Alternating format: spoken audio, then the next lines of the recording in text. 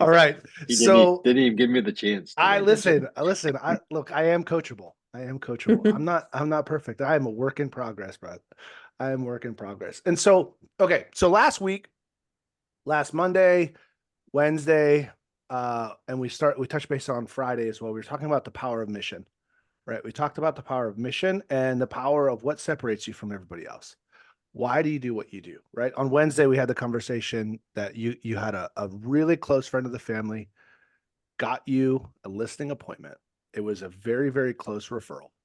And when you found out what the address was, you looked at the comps and you realized it was a $2.7 million listing, the biggest you've ever had.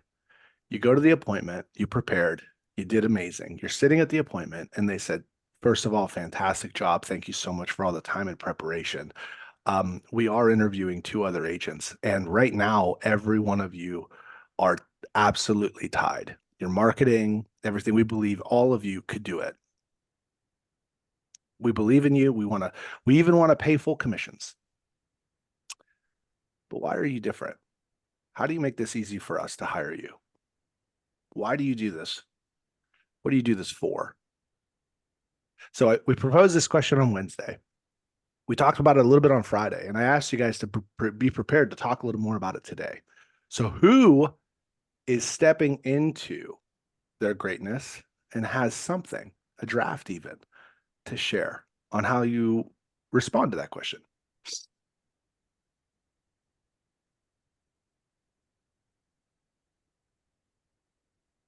Now, I know it's all weird. We're amongst peers, and you may say something. You're like, "What if I say it and it's weird? It's a little too good. Get freaking weird. Stop being so pedestrian and vanilla. Why don't you get a little weird so you could be unmistakable and undeniable and hireable? Stop being so average. So stop being lost in the shuffle. I'm ready for you guys. Stand out. Stand up. Own it. What you got?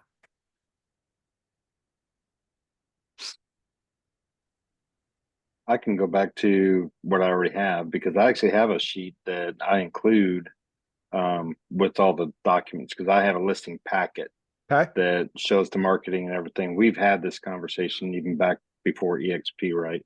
Yeah. But it actually states my beliefs and my mission. Now, can I explain this if somebody asks me that on the spot? Do it in In 10 10 seconds or seconds less? or less. Probably not. That's Um, that's that's the but at goal. least, but I at least have the foundation for that. You kind of touched on it that they're not a statistic or a line item. They're not a transaction. They're a human being who's on a mission. So, if I had to, I was thinking about this over the weekend, actually, off and on. Um, I think I'd like to try to find an answer that could tug on the heartstrings a little bit, depending on their situation, right? So, with any buyer that you have, and this is for buyers, you get to be a part of the moment that that historical moment, right? When they walk into the house and immediately Mhm. it's the one for them, right? How can I express that feeling? This is why I do what I do. Um, so I would like to relate it to something maybe they've already experienced, like seeing your kid ride the bike for the first time or win a Mhm. medal or something like that. So, um, but it kind of revolves around that's kind of where I'm leaning right there. Okay. Because that's Definitely. really Yeah. why I do it. I mean, I love architecture, I love houses, but more so than that, I like sharing that excitement about housing. But I also love, when people walk in the house, I always tell my buyers, I said, you'll know when it's the right one when you walk through the door, right? Mhm. Yeah. Because you'll just get a sense of that's the right house. So definitely Sellers lean into aren't going to that. feel that, Lean right? lean into that angle, lean into that desire, and yeah, keep digging for the clarity story. Like think of the moment where like it was really clear for you. I like how you related it over to them so they can you're flipping the hat over so they can experience, hey, do you remember the time when, you know, you saw your kid do something incredible for the first time and how proud you felt and just how like that Right. cool, like yeah, like so like imagine being able to do that often, right? That's what I get to do. Right. And so, and then that can go somewhere like that. That's a different conversation than look at my stats and look at my results and look at my line items. Like, cool. Logic. Right. Everyone's So got what's his Sirhan says if you can switch it to emotion, you've got them 95% of the way there. So people buy with emotion and they justify with logic, right? So Right. people will actually hire you based on emotion and then they justify it with logic. If you can bring the data to justify it, cool. The emotion gets you hired, right? Like you've got to connect with people emotionally or they won't make the move. Or they won't work with you, right? It doesn't matter how much justification you have. Like people buy with emotion, they justify with logic. So taking them there. Anyone else? Thank you. First of all, Alan, I want to commend you like how courageous you were right there and just stepping in first, right? Because everybody else is like, okay, phew, thanks, Alan. Now I can go. Well, I didn't share gratitude, so Well, hey, I'll go first. anyone else? Mission. Why? Why are you different? And I'm gonna because I'm gonna share something with you in a minute that some of you may remember for the rest of the day.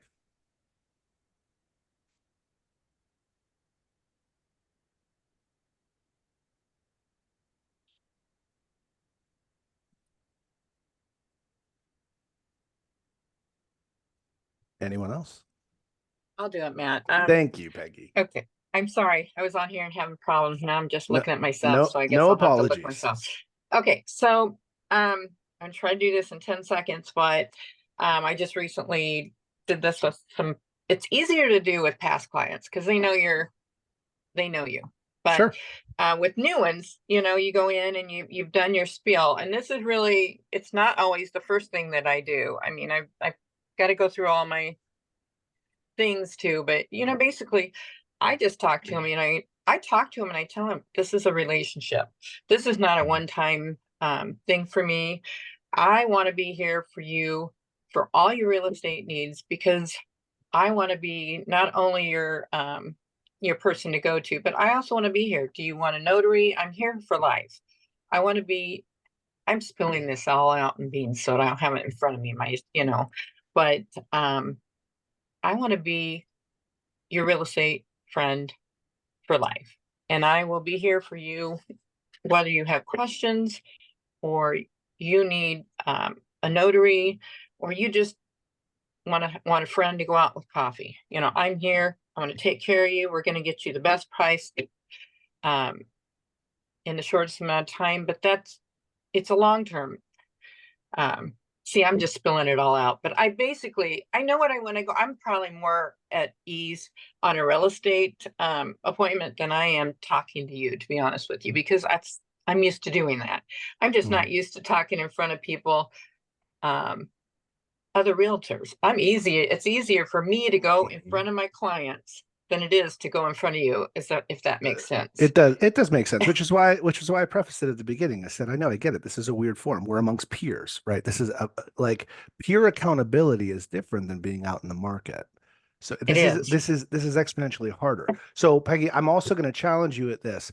The other agent said the same thing. The other agent said, we're in this for the relationship. We're going to be here for life. You're my client for life, etc. They all said the same thing. I need to know more about you.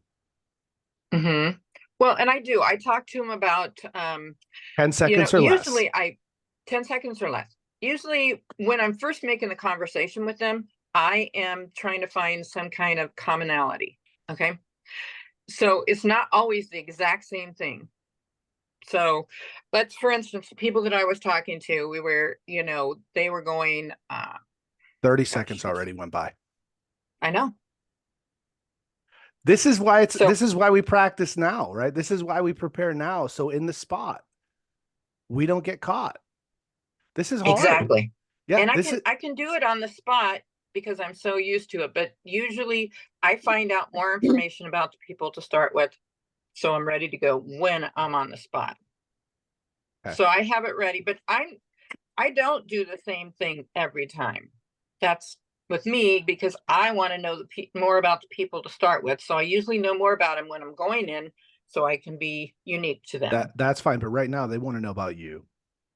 They want to know more about me. I'm a grandma. This is the question. Peggy, thank you. You did a great job. Thanks for asking great questions about us. You did a fantastic job finding out about our needs, our motivations, our likes, our musts, our would likes, our our time frame. I love your marketing. I love everything that you said. I love that we're going to be in relationship with you forever. But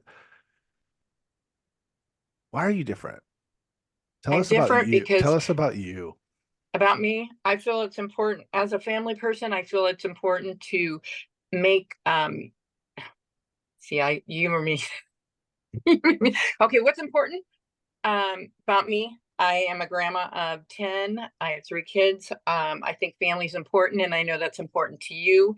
And I want to make sure that you get what's important to you and getting your home sold as quickly as possible. This is Yeah. this is great. And again, I applaud you for jumping in because this is hard. And I trust everyone Oh, that's listening is learning something from this because if you're in alignment with what Peggy said, this is great. And yet we're still at the surface. I don't know anything about your heart. I don't know anything about your history. I don't know anything about what you've suffered through, what you've gone through, and why you've chosen this. Like here, look,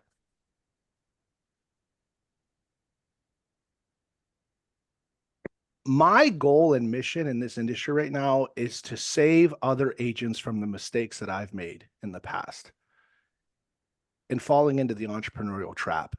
My goal is to help agents build systems and leverage so they can actually get more time back for their nights and their weekends so they can be more present than rely on having to buy presents for their family to care, to know that they care. I got caught in my own mousetrap and almost lost my family twice. And it's my mission to never let anybody else go through what I've gone through. That's why I do what I do. No one has to experience what I just went through.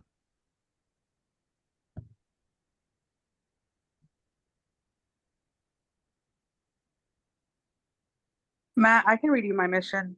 Please. So, one of the things that when I first started real estate, they're always talking about your big why. And so my mission is to inspire the community through advocacy, philanthropy, and my faith, and to make a difference and provide an opportunity. So all the things that I do, I try to do them to somehow that's what I'm working on. So what are some examples where you've done that and you're able to do that? And how are transactions helping you get there? I love that. Like, so what are some specific examples that you can share that that's happened? So I have a huge goal, and to provide an opportunity, I there's a lot of opportunities that I have that I can help people, but I feel like throughout my real estate career, I've met so many people that haven't just been transactional. Like what I bring to the table is more than just my real estate, knowledge. Mm-hmm. And so that to me is more important than, anything that I've done. So can you share any examples? Well, like we do a lot for the community. Like I'm on several boards. I do a lot for nonprofits. We do a lot for the homeless. I do a lot of outreach with kids. So those things, even though I don't make any money, that's where my heart is. Okay. Now we're getting to this. Now we're kind of getting into it, right? One of the questions that I asked before is, how has the community changed when you're on mission? How are people's lives changed when you're on mission? And so the part of today's conversation that I really wanted to share, and this is something I got from Ed Milet in one of his recent podcast episodes, is your identity and how you believe who you are determines how you operate and how you show up. And your business or lack of business may simply be a function of the fact that you're not operating in who you say you think you are. Because if you're someone who's committed to helping the community and committed to helping others, how does someone show up every day with the opportunity to help others? Well, they're going to go out and find people to help. Yet how many times do we sit and stare at the phone and we're more afraid of the phone than we are about the people that need our help? Because people that are on mission are unapologetic. People on mission run into the fire. If I said, well, I have a goal and a dream to be a fireman, but as soon as there's a house on fire, I go, well, that's hot though. I don't really want to go into that. I just like the idea of being a fireman. Nope. Their identity is, I will go save people even if my life is on the line. They operate in integrity and in alignment with their identity. They are their mission. They don't second guess, and they don't stop. They don't hesitate. So people that operate on mission and have clarity of mission and clarity of vision and believe in the mission, and whether you've achieved it or not, right? Like, so like there sometimes there's a gap between your vision and like where you are at the moment, and you've got to cross that belief gap through action by saying, I'm working towards this. This is what I believe I'm destined to be. This is who I really would love to be. How do I do that? I have to start acting as if.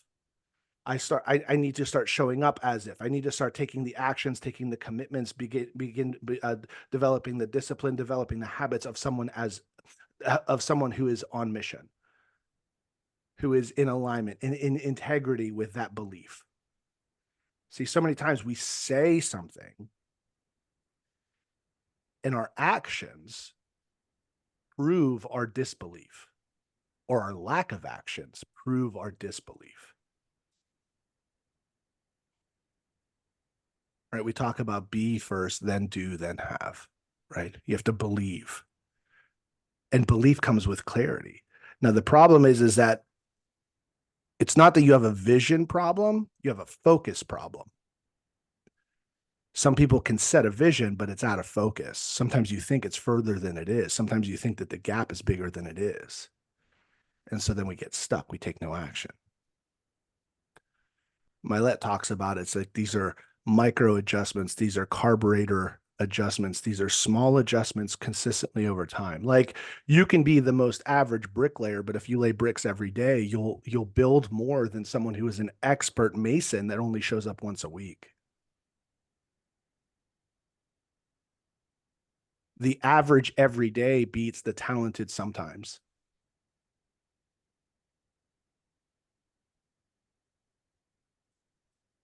When he shared that today, I was like, ooh.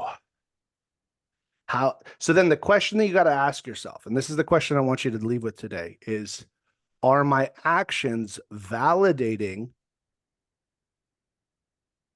my mission, or are my actions invalidating who I say I am?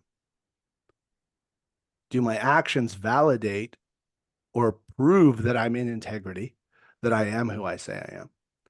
Right? Someone who cares about their family, someone who loves their kids and their wife and is willing to do whatever it takes. How does that person show up every day?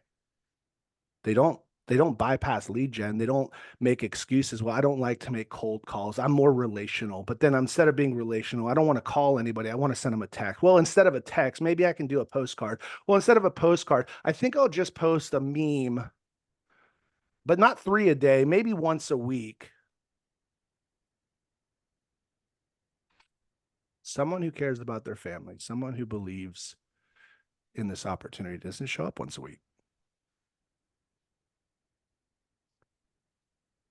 So the question is, are your activities and how you show up every day, are they validating and in alignment with who you say you are? Or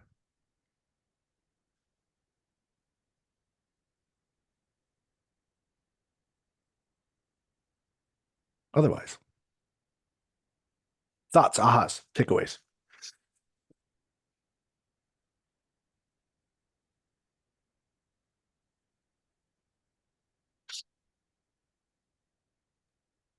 The quote you said a second ago, the average every day beats the talented sometimes. I think I definitely have been in times when I get stuck with, like, man, like you said, I've got to have it all figured out, or I need to get really good at this before I can do something. And I'll do it a little bit here and a little bit there, but I'm like, oh, it's not good enough. I need to work on that. But if I just do it a little bit every day, I'm going to get better at it. I'm going to look back a year from now and be like, oh man, that didn't look very good, but look how great I am now. I just need to show up every day. Yeah. Yeah, right. Hard work beats talent when talent doesn't work hard. Every time.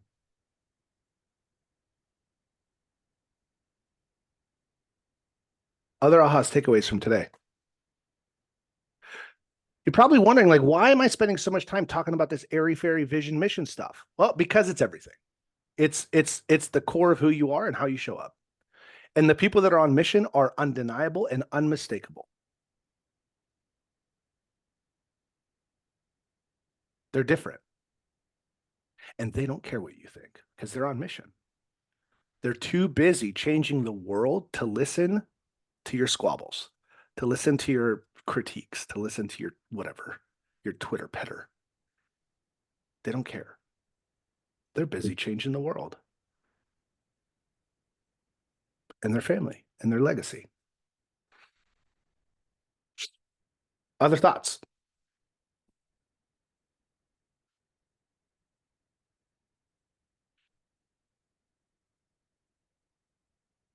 So what's the first step?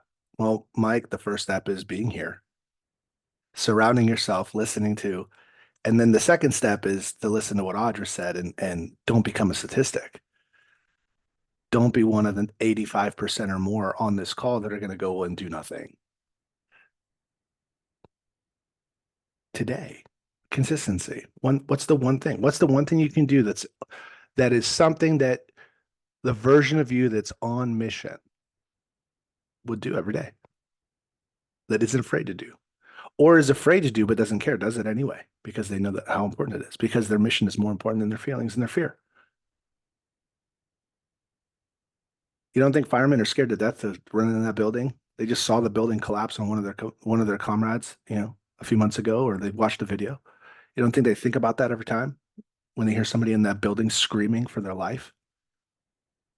They don't stand there and hesitate, go, oh, well, this is going to be hot. It's going to be uncomfortable.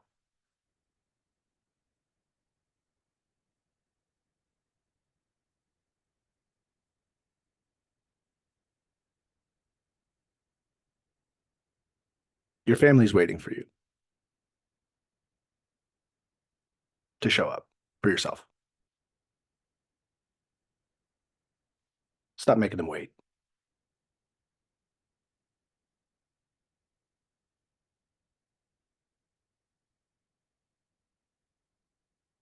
Oh, look at that. It's now 9:30.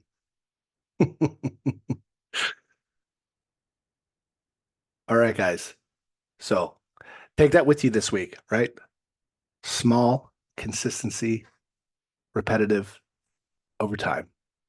You don't have to be great to start. You do have to start to become great, though. Take care, guys. Have a great week.